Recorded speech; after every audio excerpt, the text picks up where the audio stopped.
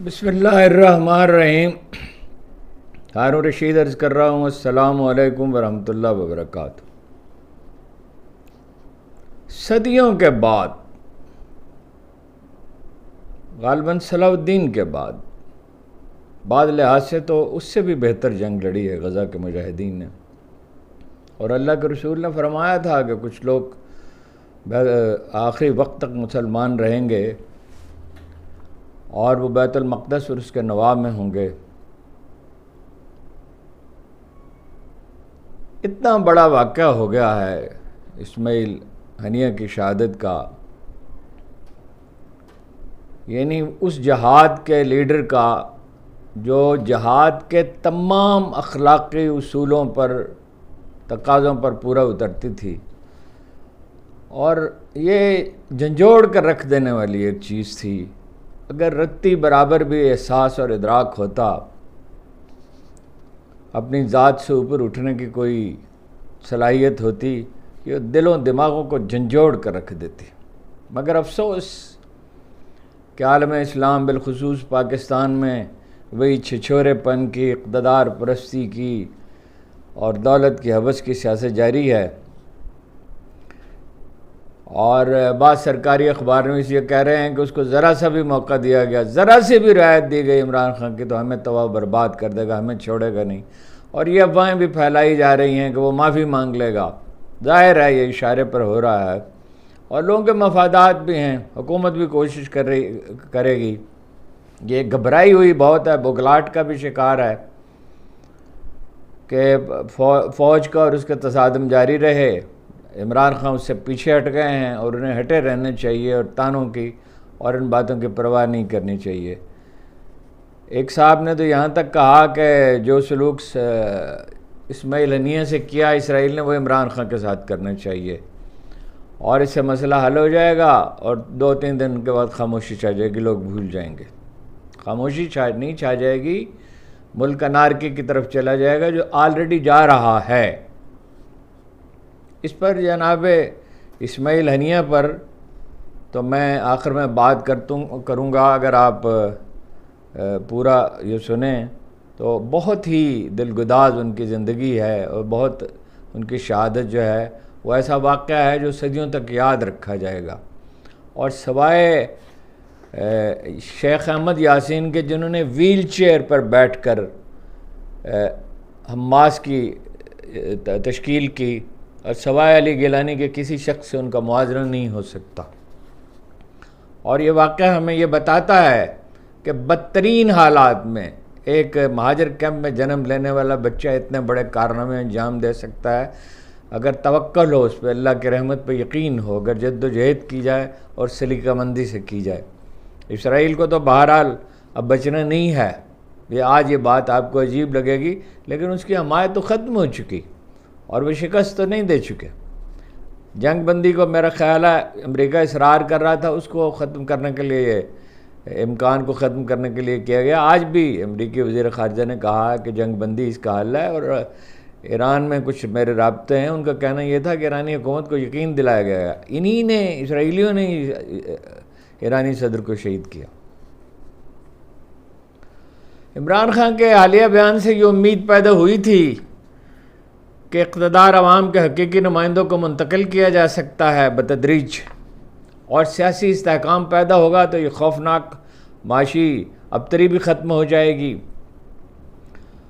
عطا اللہ تارڑ کی press conference کے بعد کہ پی ٹی آئی پہ پابندی لگا دی جائے گی، جس کے بعد وہ یعنی پسپا ہو گئے، اور سنگین غداری کے الزام سے بھی پسپا ہو گئے۔ یہ امید پیدا ہو چلی تھی ان کی پریس کانفرنس سے کہ بعد بازار حسس میں بالکل جمود طاری ہو گیا، اور دراصل یہ سیاسی بے یقینی ہی ہے جو معاشی ابتری کا سبب ہے، اور جس کے باقی سارے نتائج ہیں۔ اب نئی چال یہ چلی گئی ہے کہ سپریم کورٹ کے تفصیلی فیصلے کو روکا جائے، یا اس کے اثرات کو روکا جائے۔ نظر ثانی کی درخواست بھی بہت جلدی میں دی گئی، حالانکہ تفصیلی فیصلہ آیا ہی نہیں، اور الیکشن ترمیمی ایکٹ 224 جو ہے وہ کمیٹی سے قائمہ کمیٹی سے منظور ہو کے اسمبلی میں واپس آ گیا. کسی طرح ایڈاک ججوں کی مدد سے کسی طرح اس کو روک دیا جائے، لیکن میرا خیال ہے کہ یہ کوشش کامیاب نہیں ہوگی، اس کا سوال ہی نہیں پیدا ہوتا.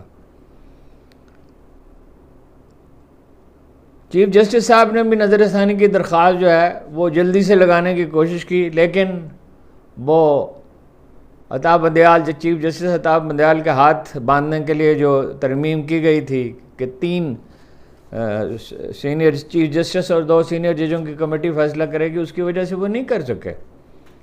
تو اشارے یہ ہیں کہ پاکستان کا مستقبل محفوظ ہے، لیکن جد و جہد سے محفوظ ہے، رونے پیٹنے سے محفوظ نہیں ہو سکتا. اور تفصیلی فیصلہ آنے سے پہلے میرا خیال ہے کہ یہ زیر غور نہیں آئے گی نظر ثانی کی درخواست، اور سپریم کورٹ اس قانون کو میرا خیال ہے کہ اگر عدالت سے رجوع کیا گیا اور ظاہر کیا جائے گا تو اس کو نمٹا دے گی. الیکشن کمیشن رکاوٹیں پیدا کر رہا ہے اور وہ ظاہر ہے کہ اس کا ہتھیار ہے، مگر تفصیلی فیصلے میں ممکن ہے اس کا بھی کریا کرم ہو جائے، اسے بھگتنا پڑ سکتا ہے. عدالتی فیصلے سے انحراف کی کوشش جو ہے وہ مہنگی پڑے گی. سپریم کورٹ بالکل 11 ججوں نے کہا ہے کہ الیکشن کمیشن نے غلط اس کی تشریح کی ہے، توجیہ کی ہے، اور پھر کے پی ٹی آئی کو پارٹی ماننے سے انکار کر دے، یہ ہم نے نہیں کہا تھا. الیکشن کمیشن کے خلاف بھی سپریم کورٹ میں درخواست دائر کی جا سکتی ہے. دیکھیے یہ تو واضح ہے، یہ تو بالکل آپ جانتے ہی ہیں کہ چین نے، قطر نے، امارات نے، سعودی عرب نے امداد دینے سے انکار کر دیا ہے. چین تو بارہا کہہ چکا ہے کہ حالات کو کنٹرول کریں، سیاسی استحکام پیدا کریں. باقی بھی عملاً یہی کہہ رہے ہیں. نواز شریف اتنے مایوس ہیں کہ اطلاعات ہیں کہ وہ جانا چاہتے ہیں، اور یہ بھی اطلاع تھی کہ شہباز شریف نے 2 ہفتے قبل استعفیٰ دے دیا تھا. سیدھا راستہ تو اس میں یہی ہے کہ عمران خان کا نمائندے اور اسٹیبلشمنٹ کے درمیان مذاکرات ہوں، جیسے 88 میں فوجی قیادت سے پیپلز پارٹی کی قیادت نے بے نظیر بھٹو نے کیے تھے. جیسے یحییٰ خان سے فائنلی سیاستدان کو اقتدار منتقل ہوا تھا، جو انہوں نے فیصلے صحیح کیے وہ الگ بات ہے، غلط کیے وہ الگ بات ہے. نیشنلائزیشن سے تباہی ہوئی، اور اب یہ بجلی گھروں سے تباہی ہے، اور یعنی فضول خرچی سے ہے.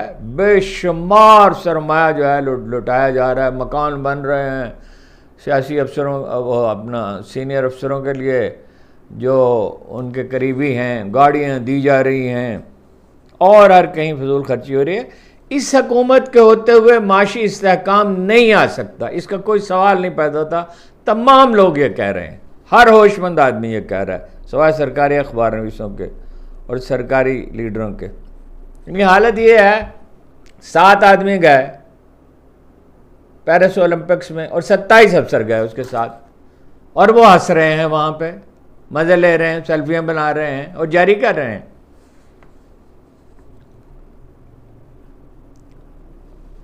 بجلی کا تو بہرحال مسئلہ حل کرنا ہوگا. زیادہ لوگ مقامی ہیں.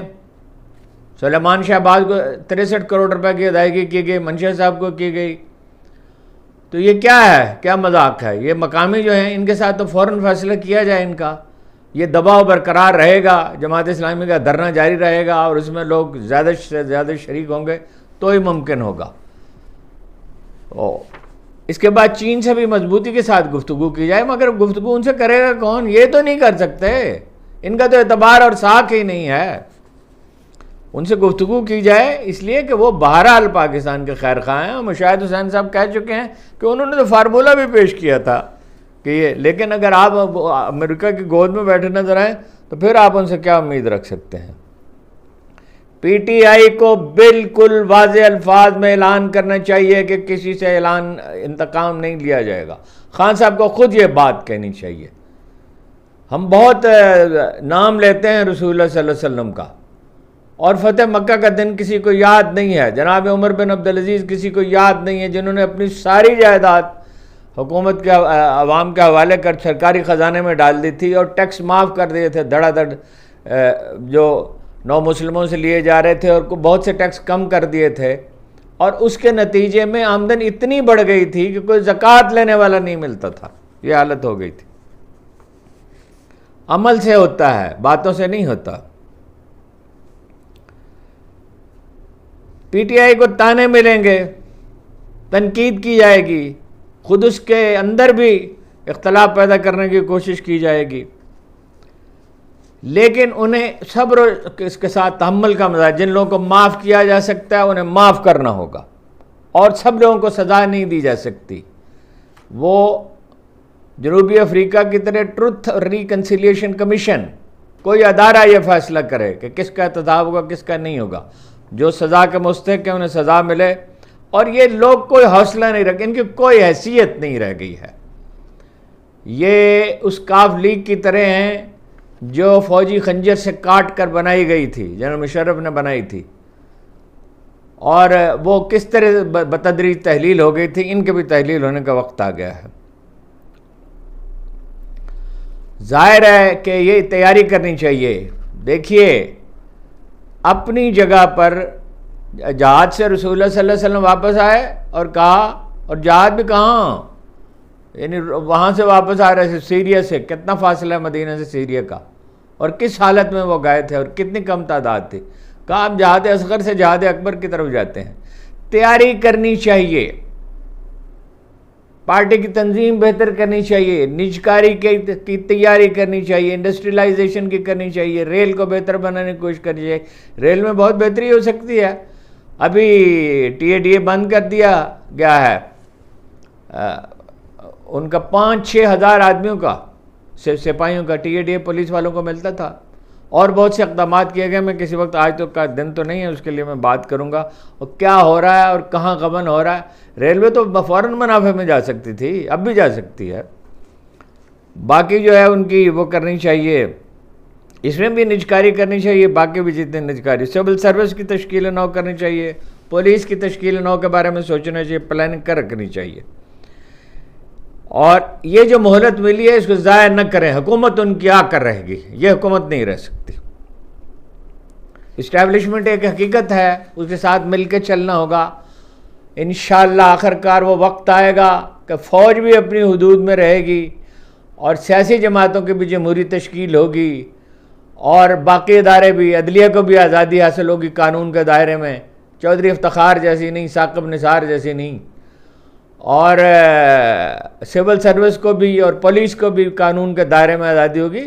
لیکن یہ کام بتدریج ہوتے ہیں. کوئی چیز جو راتوں رات ہو جائے یا انتقام لیا جائے وہ فالس ہوتی ہے، وہ کارگر نہیں ہوتی. بتدریج ہر احسن کام بتدریج ہوتا ہے، اور یہ مرحلہ وار ہوتا ہے.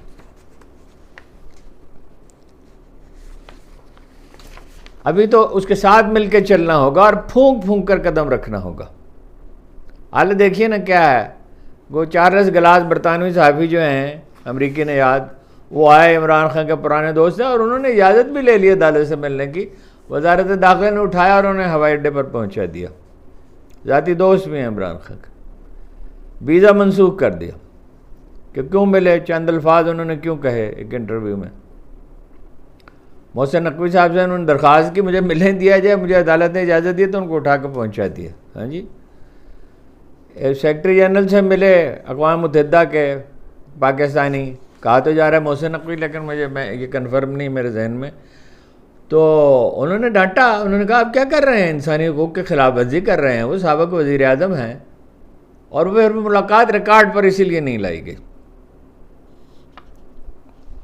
منڈی بہاؤدین سے حاجی امتیاز صاحب کو جو نامعلوم افراد جو ہے پولیس سے چھڑا کر لے گئے، انہیں منڈی بہاؤدین سے منتخب ہوئے، وہیں لے جایا جا رہا تھا، وہیں غالباً پیش بھی کرنا تھا. رؤوف حسن کو دہشت گردی کے مقدمے میں بھی گرفتار کر لیا گیا، ان کا ریمانڈ بھی لے لیا گیا. اور یہ دعویٰ کیا گیا ہے کہ احمد جنجوعہ نے ان کے بارے میں معلومات فراہم. احمد جنجوعہ پہ بارود ڈال دیا گیا اور کہا گیا کہ تحریک طالبان پاکستان سے ان کے تعلقات ہیں.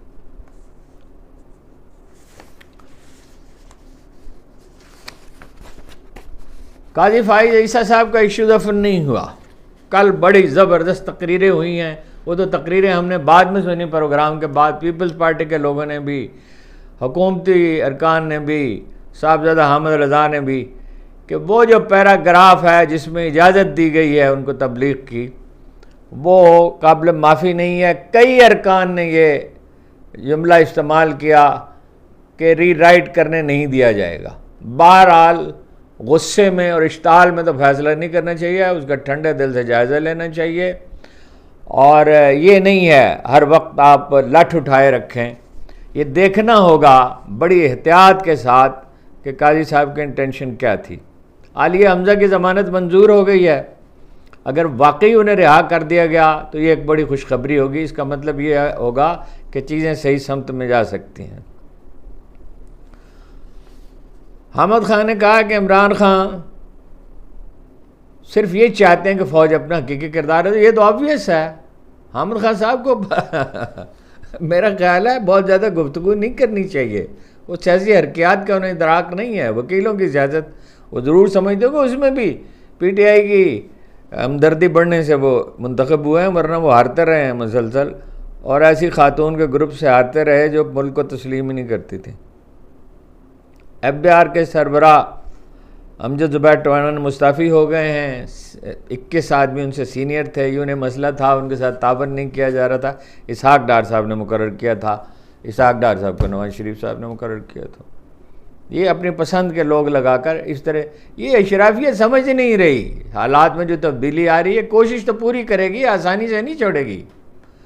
یہ بڑی جدوجہد کی ضرورت ہے, بڑے تحمل کے ساتھ ضرورت ہے. جرأت اپنی جگہ, ظاہر ہے بزدلی سے تو جدوجہد نہیں ہو سکتی, لیکن تحمل کا بھی مظاہرہ کرنا پڑے گا.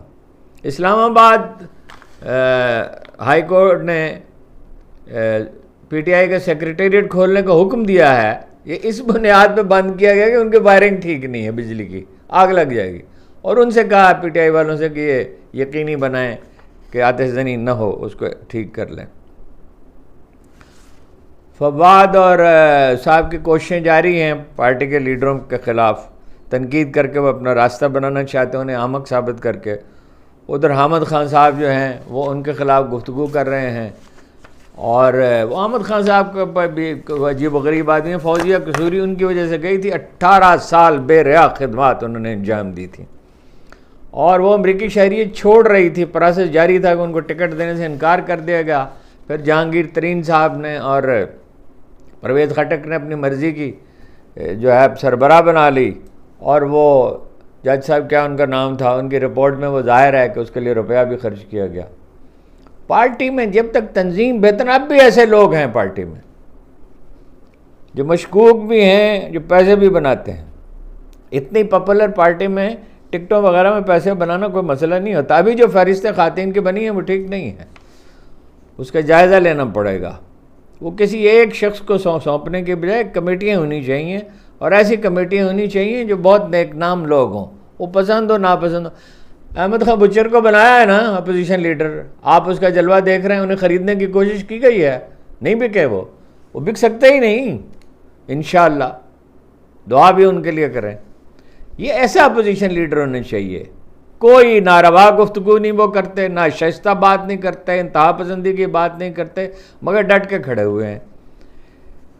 یہ جو مسئلہ ہے نا غیر ذمہ دار لوگوں کا, ذہانت کوئی واحد اثاثہ نہیں ہے. ذہین آدمی ہو تو کیا بات ہے, اچھی بات ہے, لیکن نیک نیت بھی ہو, نیک تینت بھی ہو, اس کا ریکارڈ دیکھنا پڑتا ہے. حامد خان کی طرح اور فواد صاحب کی طرح جو لوگ اپنی ذات کو, شیخ رشید کی طرح اپنی ذات ہی کو سب کچھ سمجھتے ہیں, انہیں اہم ذمہ داریاں نہیں سونپی جا سکتی. جناب اسماعیل ہانیہ کیا آدمی تھا, کیا آدمی تھا. میں نے آپ سے عرض کیا کہ سید علی گیلانی کے سوا جو 60 سال مقتل میں کھڑے رہے پورے قد کے ساتھ, اور شیخ احمد یاسین کے سوا جنہوں نے ویل چیئر پر بیٹھ کر جیل میں رہے تھے مدتوں, حماس کی تشکیل کی, اور جنہوں نے کہا تھا ان دونوں کے سوا کسی سے ان کا موازنہ نہیں ہو سکتا, جنہوں نے کہا تھا ہم سمجھتے تھے فلسطین غلام ہے، لیکن جب ہم باہر نکلے تو ہم نے دیکھا کہ فلسطین ہی آزاد ہے، باقی سب عرب غلام ہیں۔ عرب تو جناب جھک گئے۔ ان کی شخصیت سے پہلے میں جو صورتحال ہے ساری وہ عرض کر دوں آپ سے۔ دیکھیے، اسماعیل ہانیہ کی شہادت سے پہلے بیروت پہ حملہ ہوا، ڈیسپریٹ ہے اسرائیل، پاگل پن کی سی کیفیت ہے، معیشت اس کی تباہ ہو گئی ہے، بدنامی بہت ہوئی ہے، دنیا بھر میں اس کی حمایت برائے نام رہ گئی ہے۔ ساری دوسری عالمگیر جنگ کے بعد جو کچھ اس نے کمایا تھا سب کھو دیا ہے، عالمی حمایت جو مغرب میں تھی اس کا بیشتر حصہ کھو دیا ہے۔ لیکن اس سے یہ بھی بات، وہ پاسداران انقلاب کی حفاظت میں تھے، مگر اس واقعے سے یہ بھی ظاہر ہوتا ہے کہ اسرائیل کی انٹیلیجنس کتنی منظم ہے اور کتنی متحرک ہے اور کتنی بڑی ہے ایران میں۔ اس لیے ترک رہنما احمد اولو نے کہا، احمد اولو انہوں نے کہا ہے کہ ایران ذمہ دار ہے، ان کے صدر کو تو کوئی نقصان نہیں پہنچا، بھائی صدر کو تو نہیں کر سکتے تھے۔ احمد اولو صاحب بھی بڑے غصے میں آ گئے اور انہوں نے اہل کوفہ جیسا اقدام کیا ہے، مگر ایران نے بدلہ لینے کا تو اعلان کیا ہی ہے۔ اب ماس نے تو ظاہر ہے کرنا ہی تھا، مگر اسماعیل ہنیہ کی بیٹی نے کہا ہے، کون کہتا ہے کہ ایران ذمہ دار ہے؟ عرب ملک ان کا یعنی اسماعیل ہنیہ کا استقبال نہیں کرتے تھے، لیکن ایران نے ہمارا ساتھ دیا، آپ کو ایران کے بارے میں بات کرنے کا کوئی حق نہیں، جو وہ آپ سے زیادہ معزز ہے۔ اور اس لحاظ سے اسلام کا دارالحکومت ہے۔ اقبال نے بھی کہا تھا، کیا نظر تھی، کیا وجدان پایا تھا، تہران ہو گر عالم مشرق کا جنیوا، شاید اس کرۂ ارض کی تقدیر بدل جائے۔ ایرانی وزارت خارجہ نے کہا ہے کہ ہنیہ کی شہادت نے ایران حماس تعلق کو مضبوط تر کر دیا ہے۔ روسی وزارت خارجہ نے بھی مذمت کی ہے۔ اسماعیل ہنیہ ایک مشعل کے، ہم لوگ جب مایوس ہو جاتے ہیں، چھوٹی چھوٹی آزمائشوں میں ہمت کھو بیٹھتے ہیں۔ ایک کیمپ میں پیدا ہوئے تھے، ان کو نکال دیا گیا تھا مصر کے علاقے میں، تعلیم انہوں نے پائی تھی ایک ہائی اسکول میں اقوام متحدہ کے جو اسکول جو قائم کیے گئے تھے، اور پھر انہوں نے اسلامی یونیورسٹی غزہ میں اپنا ایم اے کیا، اور دیکھیے وہ پھر ایک عظیم مجاہد بن کے ابھرے، سفارتکار، ماہر تعلیم، اسی یونیورسٹی میں وہ ڈین بھی رہے بعد میں، ظاہر ہے مزید تعلیم حاصل کی یا ریسرچ کی، ظاہر ہے، اور صبر و شکر کا پیکر بنے رہے۔ 3 بیٹے شہید ہوئے، ان کا کوئی تعلق نہیں تھا، وہ جنگ میں شریک نہیں تھے۔ ان کا ایک بیٹا جو ہے وہ ضرور، عبدالسلام البکر جو ہے وہ ضرور جو ہے وہ سیاسی امور میں اس کا عمل دخل تھا، اور فلسطین فٹ بال ایسوسی ایشن کا نائب سربراہ بھی تھا۔ اس نے حماس اور اس کے الفتح کے درمیان مصالحت کی کوششیں بھی کی تھیں۔ تو وہ سب سے پہلے وابستہ ہوئے شیخ احمد یاسین کے ساتھ، اور پھر 206 میں وہ وزیر اعظم منتخب ہوئے، مگر 207 میں انہیں برطرف کر دیا گیا۔ برطرف کس نے کیا؟ وہ جو امریکہ کی رضامندی سے صدر بنے ہوئے ہیں، کیا نام ہے ان کا؟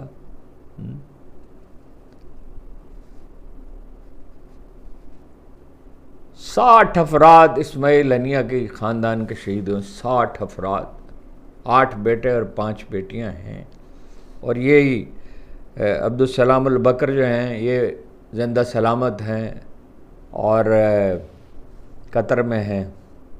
کس کسب پرسی میں وہ ابھرے ہیں، اور کیا شاب اہلیہ ان کی فوت ہو گئیں، اور کیا وہ صبر و وقار کا انہوں نے اس سارے عرصے میں مظاہرہ کیا۔ کبھی انہیں پژمردہ نہیں دیکھا گیا۔ جو لوگ متوکل ہیں وہی کارنامے انجام دے سکتے ہیں جن کا اللہ پہ بھروسہ۔ ہم گالیاں دیتے ہیں، روتے پیٹتے ہیں، الزام تراشی کرتے ہیں، گندی باتیں کرتے ہیں۔ جو لوگ تبدیلی چاہتے ہیں انہیں یہ زیب دیتا ہے، اس کام کو چھوڑ دیں دوسروں کے لیے، ان کو لوٹ مار کرنے والوں کی سیاسی پارٹیوں کے لیے چھوڑ دیں، رزق حرام کھانے والوں کے لیے چھوڑ دیں اس کام کو۔ نہایت سختی سے قرآن کریم نے اسے منع کیا، الزام تراشی سے۔ اور یہ الزام تراشی کی تو بدترین شکلیں اب ظاہر ہو رہی ہیں۔ پھر وہ سیاسی جب انہیں وزارت عظمیٰ سے ہٹا دیا گیا تو سیاسی بیورو کے سربراہ بنے 2017 میں، پھر 2021 میں، یعنی ان کی کارکردگی ایسی تھی خالد مشعل کی جگہ۔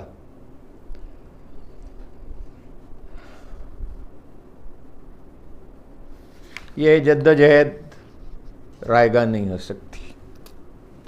قرآن مجید کہتا ہے اس ذرہ خلوص بھی ضائع نہیں ہو سکتا۔ روز ازل جب ابلیس نے کہا، وہ تو جانتا تھا آدمی کو، مولوی صاحبان کی باتوں پر نہ جائیے، انسان کی ہزاروں نسلیں گزر چکی تھیں۔ فرق یہ ہے جب جناب آدم علیہ السلام کو زمین پر بھیجا گیا تو ہزاروں نسلیں انسان کی گزر چکی تھیں۔ فرق یہ ہے کہ وہ جواب دہ انسان نہیں تھا، اس پہ انبیاء نہیں آئے ان کے لیے، ان پہ کوئی کتاب نہیں اتری، انہیں مر کر زندہ نہیں ہونا تھا۔ مولوی صاحبان پہ نہ جائیے، قرآن مجید میں اس کے اشارے موجود ہیں، میں اس پہ بات کرتا رہتا ہوں، پھر کسی کا کوئی موقع ملے گا تو تفصیل سے، اب تو ہیجان کی کیفیت ہے۔